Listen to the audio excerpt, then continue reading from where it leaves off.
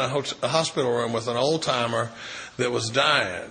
And the guy was talking to Bob, and he goes, Bob, he says, when you get in the home stretch and you're looking back over your life, he goes, it's not the mistakes that I made that I deeply regret.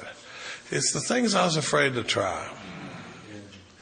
And in that way, fear robs me of the relationship I might have been able to have, of the relationship with my children I might have been able to have, of the marriage I could have had, of the career I could have had, because I'm afraid to try this stuff, When I was dating, I was so scared of rejection that the only way I was going to ask a girl out was if she had those flashlights from the airport, was going, bring it right in here, boy, because I'm scared, and it's just, fear robs us of these sorts of things. Well, the fear inventory, I've seen inventories where the fear inventory looked just like the resentment inventory. I don't mind a four-step guide if it follows the language of the big book. But I want guys to be, one of the beautiful things about AA is not only will it bring about this spiritual awakening, it's also very easily duplicatable. When you do the work out of the book, it's real easy to show somebody else how to do the work out of the book, and I don't have to scramble around and get the Hazelden guide and all these different guides, and it says. But I've never seen one where it's laid out like this. I've never seen one that had the sick man exercise on it, and then here's one, and it says, we reviewed our fears thoroughly. We put them on paper. So we write down our fears, even though we got no resentment in connection with them. And then it says we asked ourselves why we had them. So we can put that down if you want. I'll let the guy do that as an exercise. But it's going to give me the answer in the next sentence. It says, wasn't it because self-reliance failed me? Self-reliance was good as far as it went, but it didn't go far enough. Some of us once had great self-confidence, but it didn't fully solve the fear problem or any other problem. When it made me cocky, it was worse.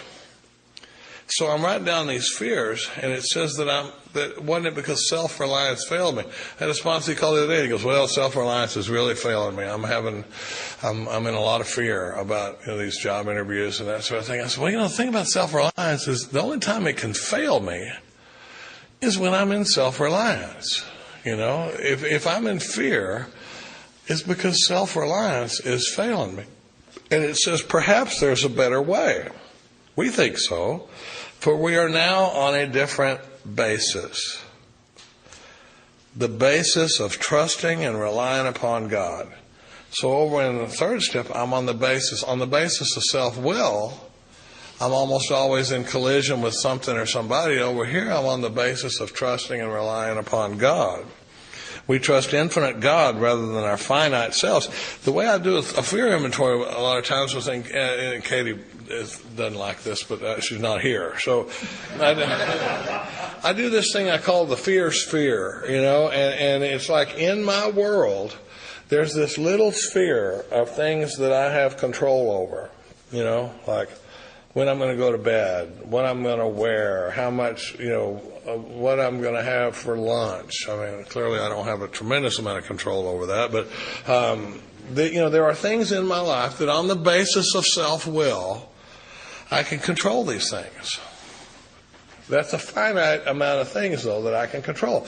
Outside that sphere are a whole bunch of things that I can't control.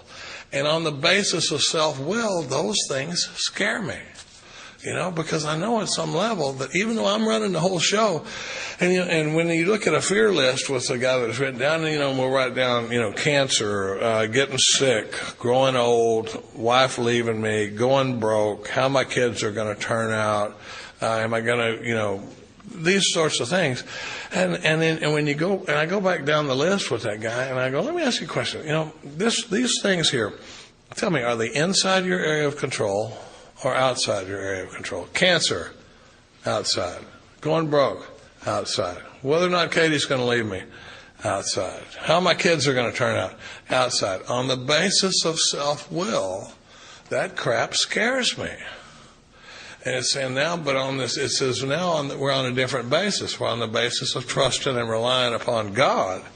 And it says, just to the extent that we do as we think He would have us, and humbly rely on Him, does He enable us to match calamity with serenity. One time I had a guy, he says, Charlie, how do I know what God's will is? It's an interesting question. I said, I don't really know a lot of times what God's will is, but I'm usually fairly clear on what it isn't. And I said, how about for now, we don't do what clearly isn't God's will, and assume that everything else is our best shot at it. God will take up the slack. I didn't even realize that that's what it's saying in the book. It says, just to the extent that we do as we think God would have us and humbly rely on Him, does He enable us to match calamity with serenity. Right? Well, it says, we never apologize for God. Instead, we let God demonstrate through us what He can do. I looked up demonstrate in that old dictionary one time, and you know what it said under demonstrate? It said to prove beyond a shadow of a doubt. To prove to a point that the opposite viewpoint is rendered absurd. So it's saying, and demonstrate was a big word in the Oxford movement. They used it a lot. And it's saying, but we're going to let God demonstrate through me that the basis of relying on God works, and in fact it works to the point that relying on self is rendered absurd. Does that make sense? It's heavy stuff. It says we ask Him, that sounds like a prayer. We ask Him to remove our fear and direct our attention to what He would have us be. At once we commence to outgrow fear. To me, that's the fear exercise. And then it goes into the sex inventory. And the first paragraph talks about kind of the spirit we take into the sex inventory. It says many of us needed an overhauling there, which basically means to examine thoroughly.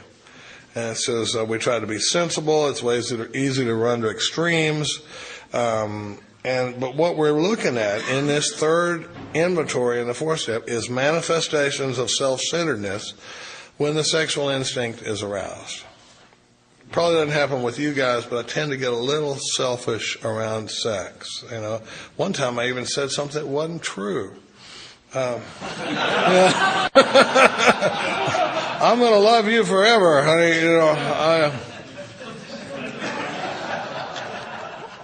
It says, one school says everything goes one way, one says, have all this. It says we want to stay out of this controversy. We don't get to be the arbiter of anybody's sex conduct. We all have sex problems. We'd hardly be human if we didn't. What can we do about it? It's funny. It says I don't want to be the arbiter. The thing is, what we're trying to do in this exercise is set a sane and sound ideal for our future sex life. And, one of the ways that I get into trouble is when it doesn't matter what my mother's values are for me, if they don't match up with mine, or what your values are, but when I operate outside of my own value system, I get in trouble. When I start doing things that I think are wrong, it troubles me, right? And how am I going to know what my values are if I don't ever establish them? If I don't ever have a look at them, if I don't have any idea, I'm not going to know when I'm going over the line. A sane and sound ideal, it can be a moving target. I've sponsored this kid that was a college student at UT, single, looked like he was carved out of wood. His sound ideal is a little different from me as a 57-year-old married guy. This guy's getting laid more than the Dallas Cowboys. And it's not my job to tell him how that's supposed to go. He's got to establish a sane and sound ideal for his sex life, so he'll know when he's operating outside of his values. And I watched it move around for him and that sort of thing. It says, we reviewed our own conduct over the years past. Where had I been? There's 9 questions that we ask ourselves here. It says, where had I been selfish, dishonest, inconsiderate? Whom had I hurt? Right? And it's not always just the person I had sex with. Sometimes it could be their husband. Sometimes it could be their kids. Sometimes it could be, whatever. I've blown up whole, situations that, around sex drive, a little short-sighted. I got a great line, but I'm not going to say it in a monastery. Did I unjustifiably arouse jealousy, suspicion, bitterness? Right? And I got to look at, is my wife jealous for no reason, or is he jealous because I'm acting like a jackass? Have I done things to promote jealousy, suspicion, or bitterness? Where was I at fault? What should I have done instead? Right? And I tell guys, we're going to go a little deeper than, I shouldn't have screwed her. When they say, what should I have done, or where was I at fault? We're going to go a little deeper than that. And it says, in this way, we try to shape a sane and sound ideal for our future sex life. We subjected each relation to this test. Was it selfish or not? We're looking for manifestations of self in this stuff. Was it self? And then it says, we ask God, there's another one, to mold our ideals and help us to live up to them. We remembered that our sex powers were God-given and therefore good, neither to be used lightly or selfishly, nor to be despised and loathed. That's why, it's kind of funny. When you start having kids, you find out that some of the stuff your parents told you was just straight up BS, and for our own convenience. And one time, we're out by the pool, and we've all had barbecue, and the kids are, we brought the kids in and we're eating, and my daughter wanted to go back in the pool. And I said, oh, honey, you can't swim for an hour after you eat, because you'll get cramps. And I heard that, and I go, what a crock, it's like, not only have I never had cramps, I've never known anybody that knew anybody that had cramps, It's just a story we tell the kids because we don't want to have to watch them for an hour after we eat, I've just eaten and I don't want to have to mess with it. And I think it's the same reason we tell guys, don't get into a relationship for a year after you get sober, We don't know whether it works or not because nobody's ever tried it. But it's not that we don't want, it's just as a sponsor, I don't want to have to hear about it. If you get into a relationship, I got to work my ass off with you, so like, you really shouldn't go swimming for an hour after you eat, just saying. But, when it says we're not to be the arbiter of anybody's sex life, really, on day 366, I'm ready for a relationship, I'll tell guys, I go, man, you can get in a relationship if you want, but you better put your seatbelt on, you're going to have to work this deal at a whole nother level. And, I got one sponsor right now that's got his tit in the ringer, and God almighty, is he having to do some work, And it's funny because as a sponsor, I'm sitting there going, I got my opinion and I got my experience. My opinion says you should get out of this deal. It's not the right deal for you, and it's crazy. It's going to be a lifetime of misery. But then I also got my experience that says you can't hear a word I'm saying. So I said, I'll walk 100 miles down that road with you, but I'm conflicted on my advice, with you. But, it says we shape this sane and sound ideal, and it says whatever our ideal turns out to be, we got to be willing to grow towards it. We got to be willing to make amends where we've done harm. And it says we treat sex like we would any other problem. In meditation, we ask God what we should do about each specific matter. The right answer will come if we want it. And there's a little prayer over here on page 70 called the sex prayer. And it talks about what happens if I fall short. And when it says, it's in the middle of the page, the second new paragraph on page 70, it says, to sum up about sex, we earnestly pray for the right ideal. God, please show me the right ideal with this stuff. We pray for guidance in each questionable situation, for sanity, and for the strength to do the right thing.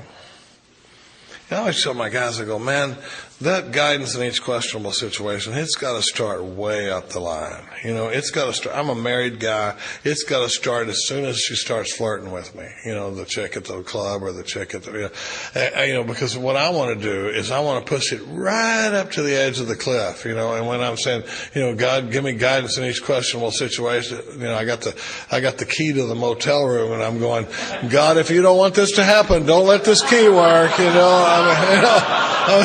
It's like the horse is out of the barn at that point, It's like I've said the same thing about guys. Internet pornography is a huge problem with men in sobriety. I'm not looking at anybody. I haven't talked to anybody, but I've had some struggles with it, and there were times where I was carrying a card around that said, God, show me the right ideal, give me guidance in each questionable situation, give me sanity, soundness of mind, and the strength to do the right thing. And I've told guys in sponsor, that are having trouble with that stuff, I go, you carry that around on a card, but I'm telling you can't wait till you've logged on and it's too late then. It's when the imperious urge is just starting. That's when I have to do it. And these things, these tools work with so many things. I mean, it'll work with internet porn. It'll work with gambling. It'll work with stuff. I had a problem with the internet poker one time. I could not stop playing internet poker. Right? And you talk about current agnosticism. Every morning I'd say, that's it, I'm not doing this anymore. And then that night about 10 o'clock I'd go, well, it wouldn't hurt to look at a few hands, and next thing you know, it's 4:30 in the morning and I got 17 cigarette butts in the ashtray, and the next day I feel like I'm got a hangover, and well, that's it. And then that night I'm back on there again, and this is going on day after day. And I called up my buddy Tom up in Dallas, and I said, Tom, I can't quit. And he goes, are you ready to quit for good? And I said, yeah. And he goes, get down on your knees. Whew.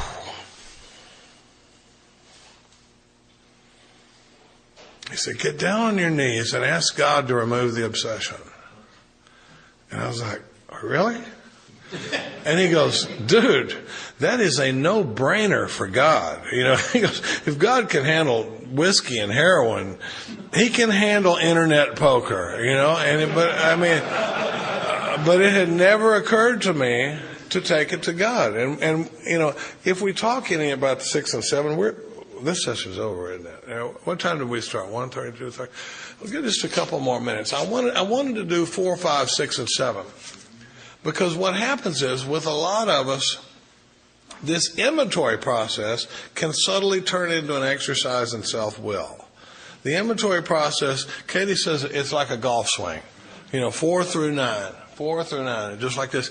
And what I tend to do is I want to do 4 and 5, and I look at it from an entirely different angle, and then I go, whoa, good thing I caught myself. I was off the beam there for a minute, but I got it now. And subtly, it has turned into an exercise in self-will, and God doesn't have anything to do with it. Have you ever seen Charles Barkley swing a golf club? Oh my God! You have got to YouTube Charles Barkley golf swing. You'll wet your pants. I mean, it's like he draws with the best lessons. He draws the club back and he goes.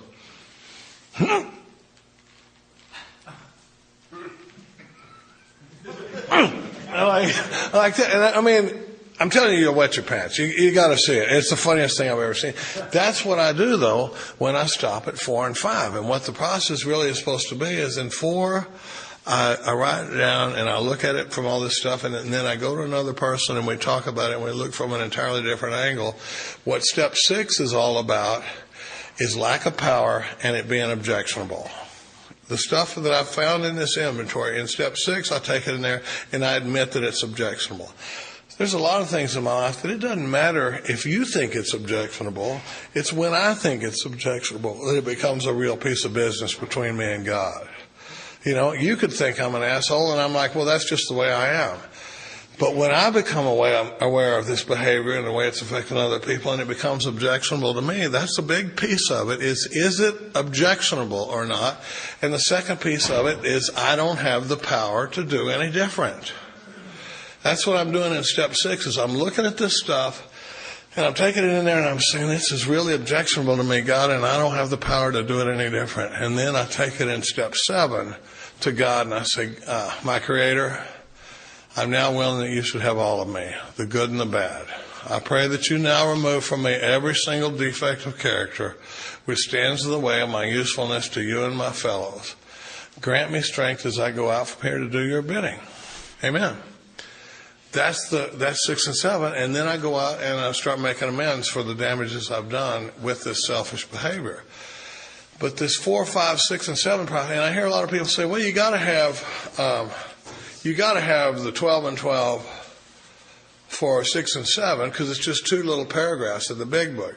But the reason it's just 2 little paragraphs in the big book is because I've spent 75 pages preparing for those 2 little paragraphs. I've looked at this stuff and I've seen it from a different angle, and I'm going, do I admit it's objectionable and I don't have the power? And then I take it to God, and I even let God decide which of my character defects He's going to remove and which ones He isn't. I don't know. I mean, I know one thing. If He made me completely defect free, I wouldn't be worth a flip working with new guys. Sometimes they got to be able to see some of these defects to know. I remember the first time Ed O'Donnell, this guy, he had 25 years, and I watched him work on his Harley, and he threw a open-end wrench through the sheetrock in his garage, and I thought, I might be able to do this deal. If that'll pass for 25 years, I'm in. But I'm asking God to remove these defects and that sort of thing. It's a powerful piece of the exercise, but this inventory process has taken on such a new life for me that I missed for so long. I don't even know how to. A lot of it comes from just hearing a lot of inventory. I hear a lot of inventory. I sponsor a bunch of guys, and we hear a bunch of inventory. And this is the sort of thing that can, when you got that new guy, you can show him that there's a different level of doing this deal. Having a guy. I hope to talk about it, but I got 2 minutes. I want to say one thing real quick. Katie was doing a talk in out of state, and this guy came up to me and he says, can I talk? And I said, yeah. And we go over it, and he goes, I'm not doing very good. And I said, well, what's up, man? He goes, I'm 16 years sober. And he goes, I'm not thinking about drinking or anything. He goes, but I can't shake this thought of killing myself.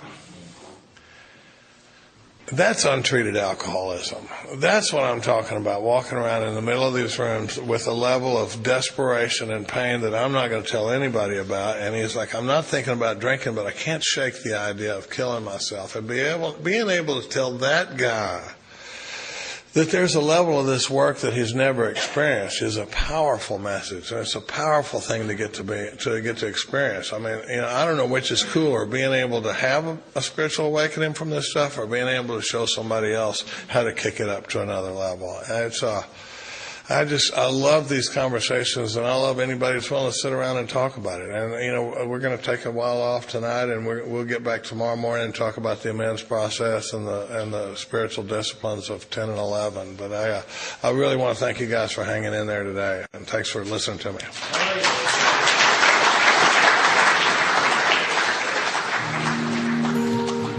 Thank you for listening to Sober Sunrise. If you enjoyed today's episode, please give it a thumbs up, as it will help share the message. Until next time, have a great day.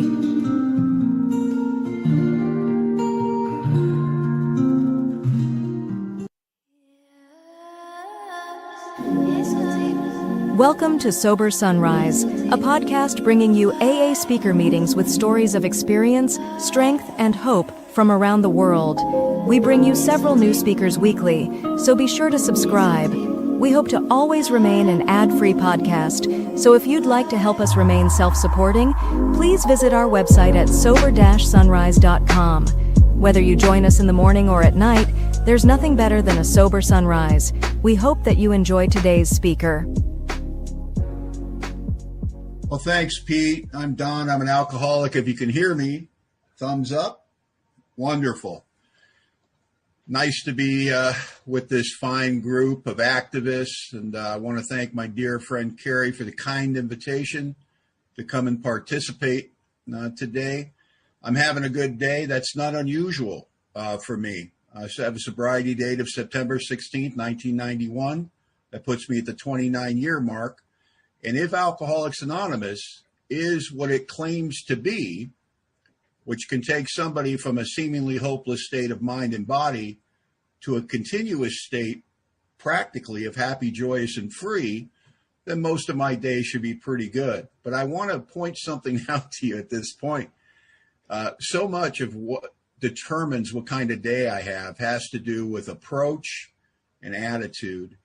The approach I take to my day and that attitude that's developed by the approach will really decide whether I have a good day or not. It seems that my mind is more powerful. I've always underestimated my thoughts, and whatever I seem to focus on gets larger.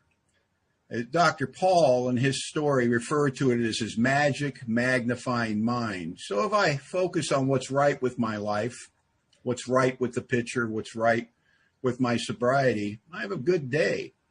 But no life is perfect. And if I focus on the problems and what's wrong, and, I'm alcoholic, and that doesn't mean that my thinking is different than other human beings. It just means I'm prone to certain things. I'm prone to fear. I'm prone to resentment. I'll tell you, this morning I decided I was going to detail out my wife's SUV, and it's the dog car. So, it's, takes a while to unload everything. And I put about 2.5 hours into it. I want to let you know I was very proud of myself. And I made sure she came out and looked at her car before she left. And she said, "Oh, thank you, honey. It looks great." And then I waited, because there had to be more than that, isn't there? Perhaps she was inside composing a soliloquy for me and writing a sonnet about how lucky she is to be married to a man of my caliber. And I was laughing at myself that even at this point of the game, can I just do something for somebody expecting nothing in return, not even acknowledge? Can I just do? Well, I guess I couldn't this morning, which is, I laugh at myself. And I think it's so important that as we walk this path of recovery, please, we need to develop a sense of humor, and not about others, about ourselves, about our thinking, about our relationship with the world and the people in it, and our relationship with God. And I'm delighted. I'm so happy that I get to talk about our 12th suggestion. And I'll focus on sponsorship a little bit during this talk too.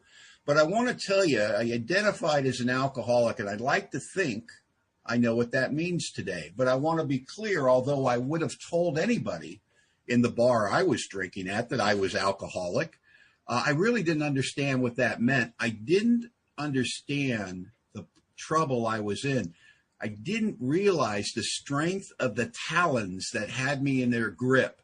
I suffered, as most alcoholics do, before they get to AA, and many of us after we come to AA, a classic case of underestimation. And what else could we use to explain why people come to AA in the condition I did? And I see them all the time arrive in AA, washed up on the shores of AA, driven in by consequence, failure, and heartache, this inability to get traction in their life and stop drinking themselves to death, and make a good beginning in Alcoholics Anonymous and mistake relief for recovery, and go back to the very grinder that drove them into AA to begin with. What could we label that other than underestimation? I don't want to underestimate what I'm up against here. And I think one of the prime objectives of good sponsorship is a consistent reminding with the people we work with exactly what we're up against. And that's what my sponsor does for me. My sponsor says the darndest things to me. I'm sober a long time. I've been active in AA for almost 3 decades. I've read the book, for God's sakes. I've worked the steps I don't know how many times. I've sponsored half of North America. That's the ego. And what my sponsor says to me when I call him up and talk about how I'm feeling about something, he'll go, "Well, sounds like you got a little untreated alcoholism going up there." And immediately my walls go up. That's not it. And I've learned to listen to my sponsor's voice rather than my own voice in my head.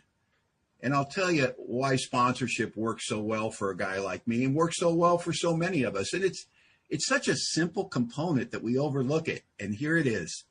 My sponsor doesn't have my emotions about my life.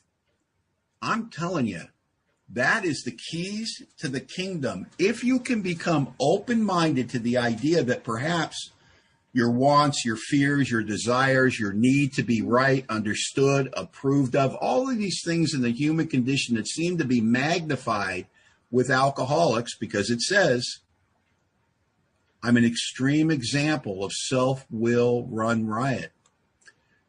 I'm just like most people running by self-propulsion. Alcoholics aren't the only ones that run by self-propulsion, but I'm an extreme example. And if I ever have an AA t-shirt, this is what's going to go on it. The next line in the book, after it says I'm an extreme example of self-will run riot, though he usually doesn't think so. That would be my t-shirt. I should wear that every day, because there are things about myself that I need a sponsor to point out. I need friends to point out. I need my spiritual advisors to point out. If I'm open-minded and transparent, and I have given spiritual consent, and I'm open-minded that I could be wrong, they will point out things to me that I can't get to on my own. But I'm an alcoholic. I'm not a social drinker. I don't understand social drinking. I've seen it. I understand that some people can take it or leave it. I can take it, but never leave it. You know, if I take it, we're not leaving it. We're going to the finish line. You know what I mean? And I'm not a heavy drinker, and I've known heavy drinkers. And you give a heavy drinker a sufficient reason to stop drinking, they'll stop. Here's where I look like a heavy drinker, but don't act like one. You give a heavy drinker a reason to stop. You give him consequence. You give him heartache. You give him failure. And that heavy drinker will say, I don't want to live this way, and will actually stop. Won't have to go to AA.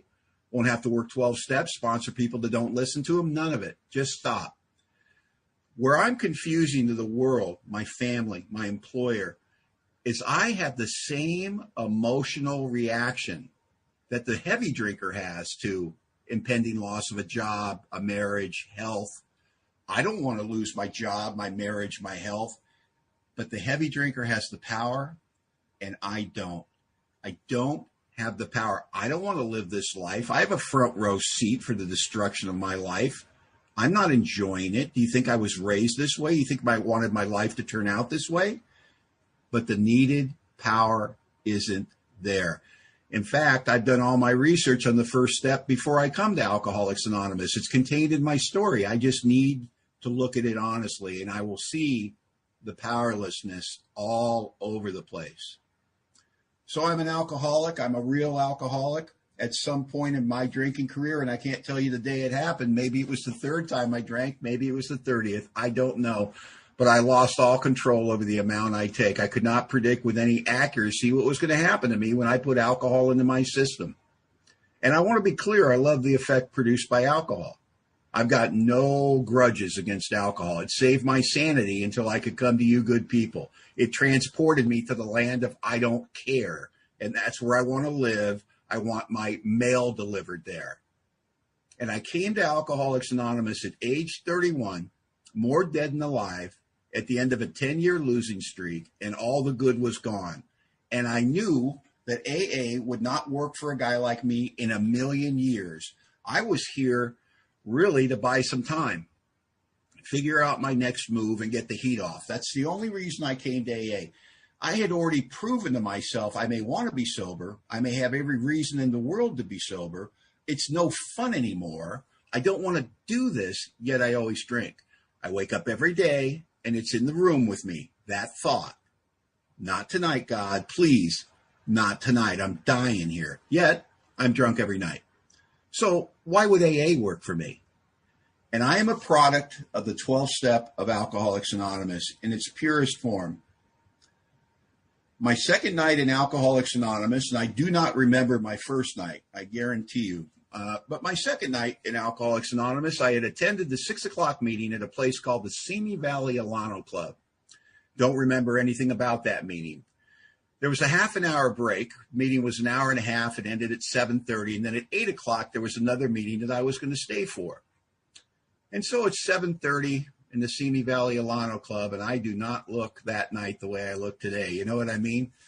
I got hair down the middle of my back, and it's filthy because I don't shower anymore. I got a full beard with food stuck in it. I'm wearing my sunglasses at night, my arms folded across my chest with my tough guy radar out. I'm 6'5", 280 pounds of lost humanity. And I'm angry and I'm terrified simultaneously. And I'm coming up. I'm 48 hours without a drink of alcohol. And I have underestimated this thing called alcoholism from the day I started drinking. And I'm underestimating it that night because I think I'm in some type of decision-making equation where I'm deciding whether or not I'm going to stay for that meeting. And my head's talking to me. The very mind that the big book says the problem of the alcoholic resides mainly in his mind rather than his body. My mind's talking to me about all the people in AA and how happy you look and how clean you look and how you couldn't possibly be like me. And no one's coming and saying hello to me, and I know you don't want me there. And why did I think AA would work for me anywhere? You know, I always do this, don't I? How many times have I quit drinking? 100 times. And then what do? I take the pain for 2 days, 5 days, a month, 2 months. And then what do? I drink anyway. You know what? Let's bypass the pain.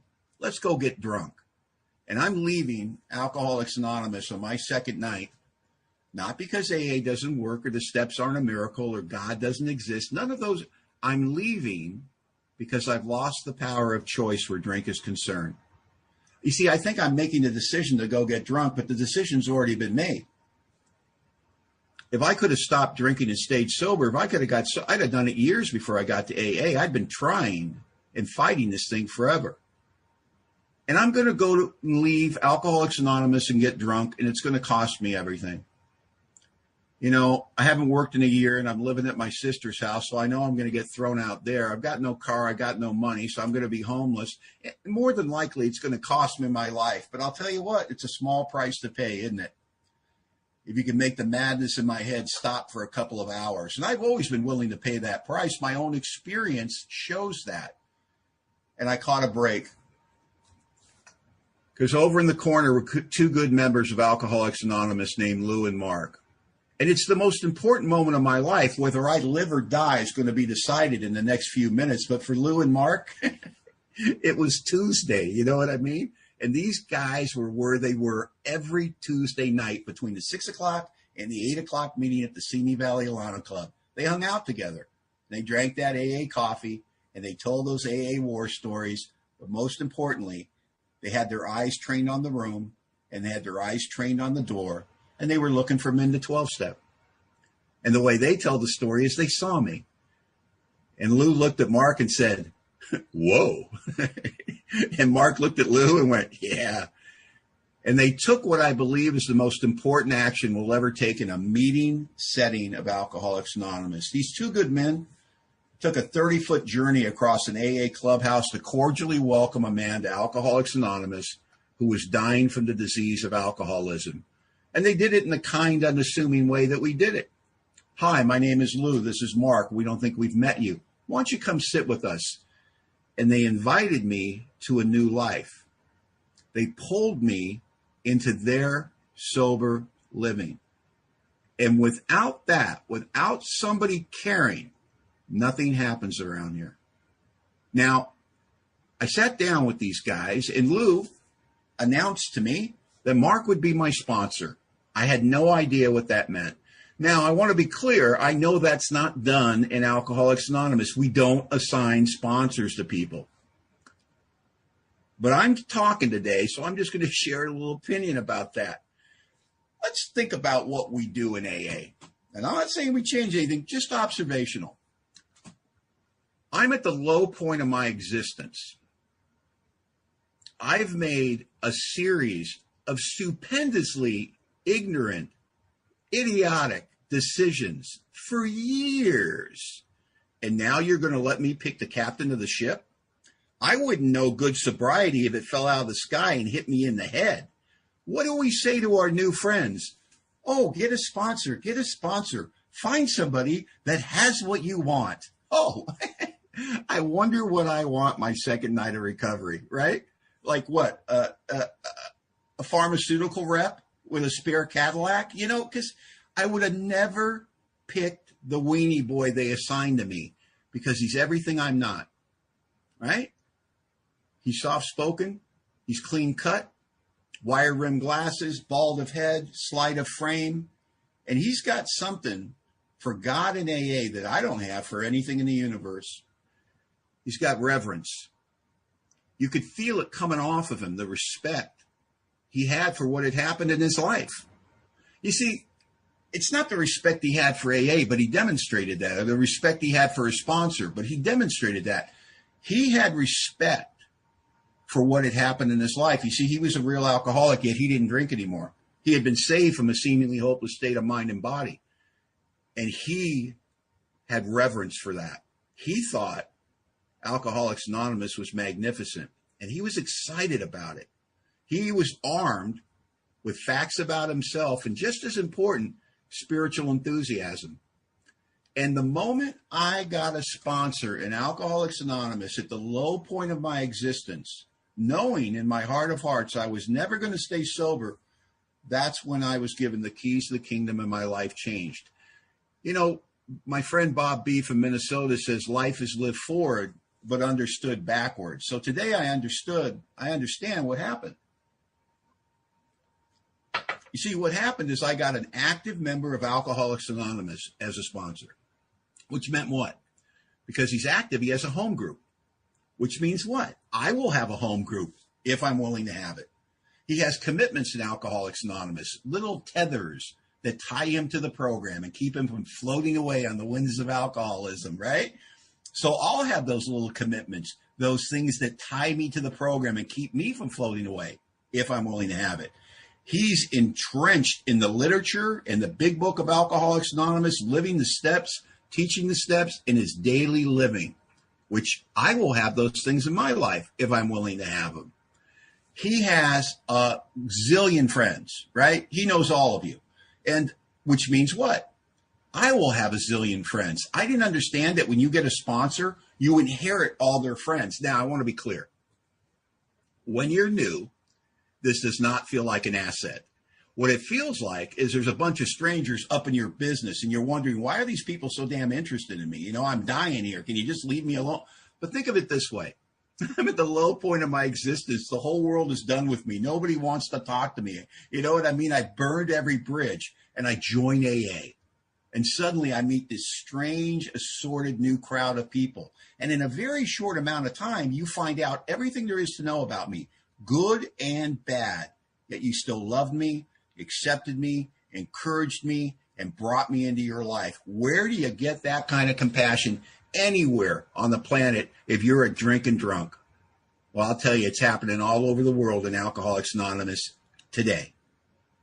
Isn't that remarkable? You can go anywhere in the world. You're going to be hard-pressed not to find an AA meeting with that kind of compassion. And so what my sponsor used, and I want to be clear about this, without my permission, because he didn't feel like he needed my permission, he figured that alcoholism, if it had done its job, had beat me into a state of reasonableness, which meant I should be desperate. And if I'm desperate, that should produce some willingness and some open-mindedness. So what he started to do was tell me what he did in Alcoholics Anonymous and suggest that I do the same. You see, he took me through all three sides of the triangle simultaneously without ever telling me that's what he was doing: unity, service, and recovery. You see, but he used the ancient spiritual tool, ancient spiritual principle of the invitation to save my life. You see, that's what we do in AA. We don't dominate. We don't order people around. What we do is we invite. And so he invited me into his AA life. And the wonderful thing about invitation is it leaves the sufferer, the new man like myself, with a little bit of dignity and a little bit of self-esteem of the right type. See, he'd say, hey, Don, tomorrow night I'm showing up early to set up this meeting. I could really use your help. Can you show up early? And I'd think, wow, he's been here a while, man, and he's asking for my help. And I'd go, yeah, man, sure, absolutely. And I'd show up early. We'd set up some little meeting. And at the end of it, he'd shake my hand and he'd say, hey, thanks, man, I appreciate it. And I want to be clear. I've done some things in my life before AA. You know what I mean? I was 23 years old, office secretary, 2 assistants, hiring and firing a crew of 100 people. I was a boy wonder, right? I had some. I don't know why that meant more to me than all of it. The fact that he saw me. You see, when you burn your life to the ground and you think you stayed in the water too long, and yeah, you had a shot at a good life once, but you know that's in the rearview mirror, and then somebody in AA is kind to you. Somebody in AA says thank you. It conspires to produce a feeling in a guy like me, like maybe I was wrong. Maybe it's not over yet. Maybe I got a little life left in me yet. And what happens without my permission, almost organically, because you allow me to join you and move with you, you include me, as I start to stand up a little straighter, my eyes get off of my shoes and I start looking people in the eye, and I start to feel like maybe I found a place I belong. And so that's, in the beginning, that's early sobriety. And so what happens is I have a sponsor that now is in my corner, and he gave me a very simple direction. He said, Don, I just suggest you don't make any major decisions in your life until you discuss them with me. He didn't tell me he was going to run my life. He didn't tell me he was going to veto things about. He just says, 2 heads are better than 1. He goes, it's an ancient spiritual principle. He goes, people have been talking to other people about their life since mankind began. And they've been doing that because it works. You've been living alone for too long. You've joined AA. You're not alone anymore. We're here to help. What an offer. And if you've been shooting your foot off with your best thinking for years, it sounds like a good deal. And my sponsor got me moving quickly through the steps, into the service structure, into sponsoring other people immediately. And this is why. It turns out that this desperation that all newcomers have, because you don't get to AA without desperation. Nobody's having a good life and goes, things are going pretty good. Drinking a little too much whiskey, but other than that, I'm knocking it out of the park. Maybe I'll go check that AA thing out. Nobody does that. Nobody gets here on a winning streak. All of us come here desperate. And we're thinking, oh my God, it's come to this. I can't believe it. I'm in AA. This is awful. Hope nobody sees me, right? Turns out that desperation is the propellant that takes a new guy like me through the steps, takes a new guy like me and teaches me how to be an AA member, teaches me how to be open-minded about living a different type of life. So from the beginning, I'm going to the business meetings. From the beginning, he would say to me, there's a business meeting tonight. We're staying for it. And I'd say yes. I didn't know what that meant. And I remember one time I was like maybe 25 days sober. We're going to this business meeting after the meeting. And this old timer goes, well, I'm not staying for that business meeting. Just a bunch of people arguing and they'd fight over $1 and gives the control freaks something to do and really negative stuff. And I'll tell you what, man, be careful what you say. There's new people around. You could kill somebody. That stuff, thank God I had a sponsor that put me straight. Thank God I had a sponsor that expected me to be there. If I had just been some guy going to AA and that guy, some guy with 30 years is bad-mouthing a business meeting, maybe I think he knows what he's talking about. Don't deprive somebody of what was really here. So I go to my business meeting, right? And I think it's going to be terrible because the old timer says how terrible they are, right? Oh my God. I have never seen entertainment like that. For $1 in the basket, you get a donut and a cup of coffee and watch the show. It was unbelievable. They're arguing. They're passionate. They're pounding tables. I don't know what they're talking about, but it's fascinating. I saw these 2 guys, right? And they obviously knew each other. And they got in an argument about this one point. And they're going back and forth and back and forth. And I know that sound, right? I've heard it in bars my whole life. I know what's going to happen. Someone's going over a table. I know it. But they don't go over a table. But I know what's going to happen. When that business meeting's over, they're going to go outside and they're going to settle it. They're going to get this thing clear, right? And I can't wait for that. Oh, there's going to be a fist fight because I'm new, right? That's exciting when you're new. Business meeting ends. These guys walk out of the room. They got their arms around each other's shoulder and they're laughing. They're going, oh my God, you really got me going in there. That was really something. You know what? I'm glad you brought that up, though. I didn't see it that way. And I go, what bizarro world did I just enter? Where people can be passionate and speak from their heart and disagree and still love each other. I'd never seen anything like it. Never. I started to fall in love with Alcoholics Anonymous. I started to do the things that people do in AA. I showed up early. I stayed late. I set up. I cleaned up. I read the big book. I worked the steps. I wrote an inventory. I did all the things that were suggested of me. But I want to be clear about why I did it. I had a good life once and I lost it due to my drinking. I wasn't trying to get my good life back. I had been in some great relationships and I'd burned them to the ground because of my drinking. I wasn't looking for a relationship.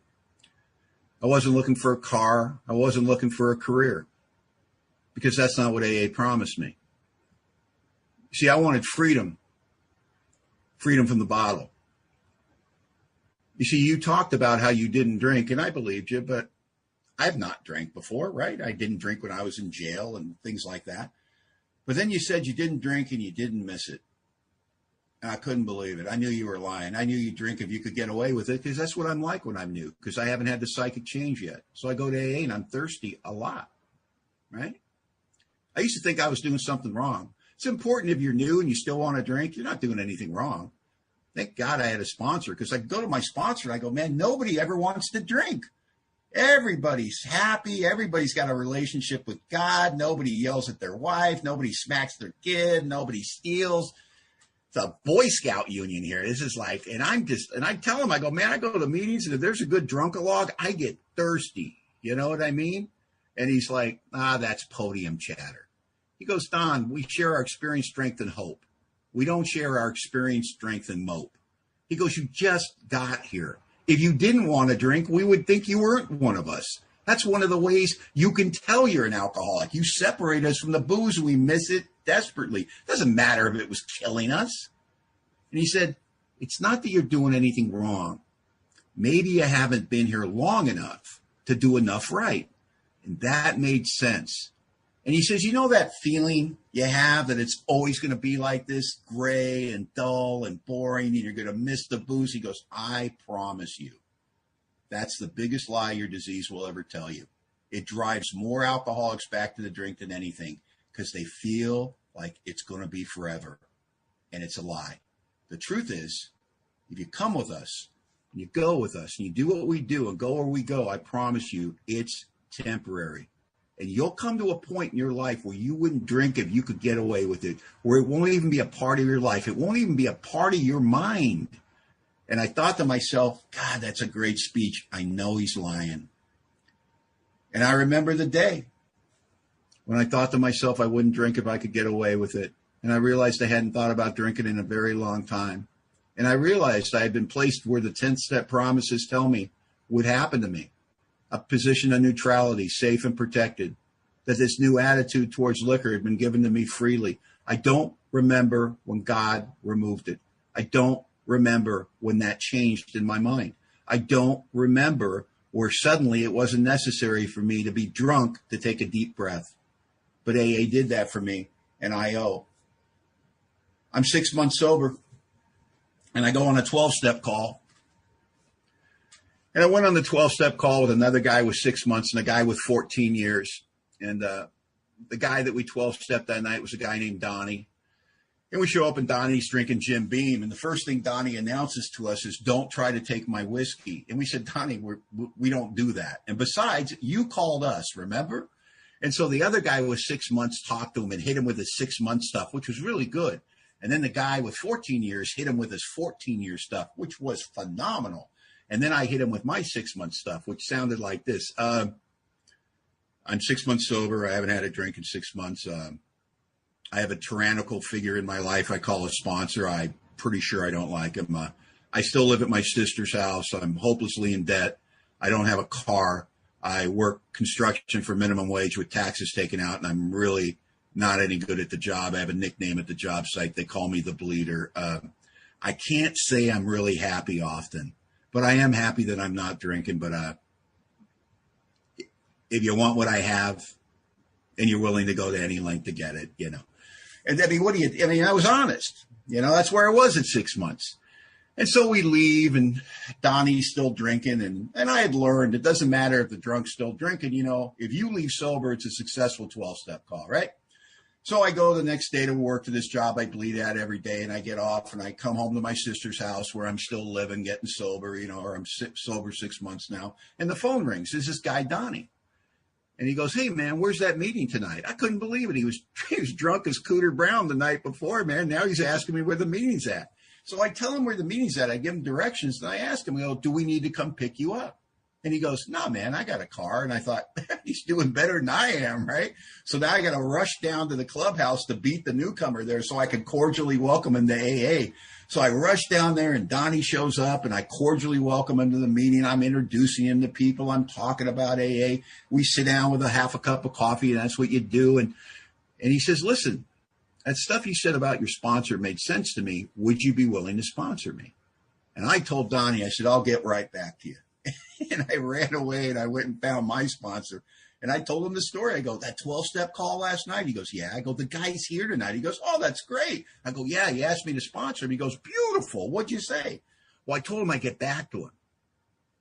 The sponsor's face changed. He said, let me get this straight. The guy's drinking last night? I go, yeah. And somehow he made it to AA? Uh-huh. And he took whatever strength he had left and asked you for help? Yeah. And you said you'd get back to him? Yeah. Go say yes, you selfish bastard.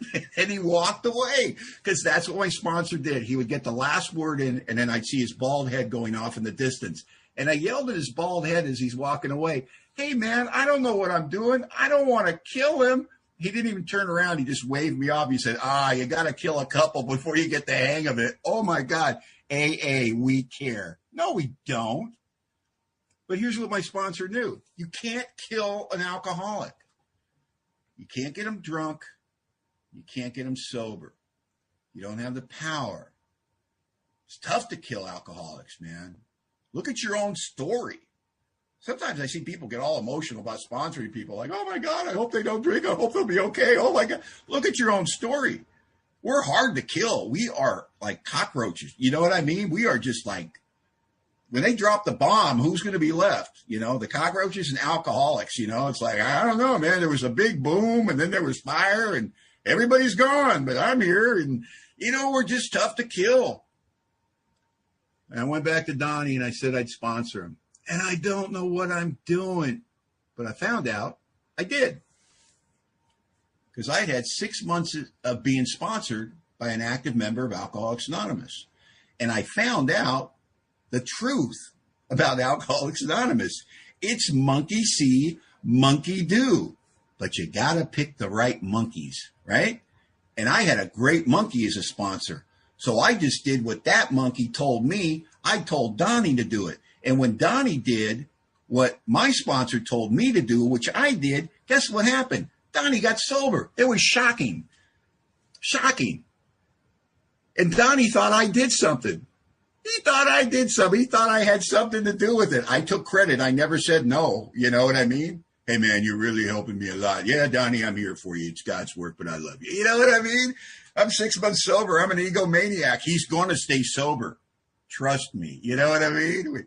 Oh, my God, I had my teeth in that poor newcomer.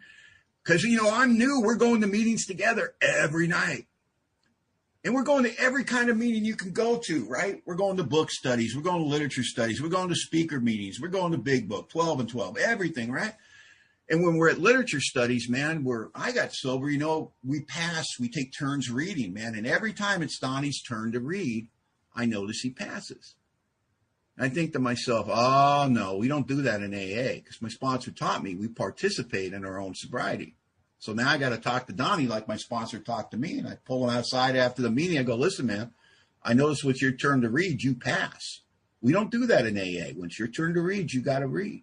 And Donnie got all sheepish, looked at his feet. And he said, you know, man, here's the thing. I don't read so good. Truth is, I don't really read at all. Yeah, if you made a mistake like that in polite society, man, you'd be so embarrassed, wouldn't you? Like, oh, my God, I didn't know. Please accept my apology. We're in AA. We don't care about that crap, right? What came out of my mouth was intuitive. I didn't even have to think about it. I go, Donnie, this is not a big deal. I know how to read. And for the next, 6 months, Donnie would give me a ride home after AA because he had the car. And we would sit in front of my sister's house under the streetlight. I'd have my big book and Donnie would have his. And we'd read the big book back and forth. And I'd help him pronounce words and I'd explain what they meant. And Donnie learned to read, reading the big book of Alcoholics Anonymous. And if you heard him read in a meeting today, you wouldn't think he went to Yale, but you wouldn't know that he came to AA with that impediment. You see, that's the thing about AA. We don't care what you got. And we don't care what you think your problem is. There's no trouble we haven't seen before, and there's nothing that we can't overcome. Get over it. You're not the first one with whatever it is that's eating you alive at night, not allowing you to sleep. You can't believe your life's come to the... It's not new. It's just alcoholism. We've been there. We've seen it.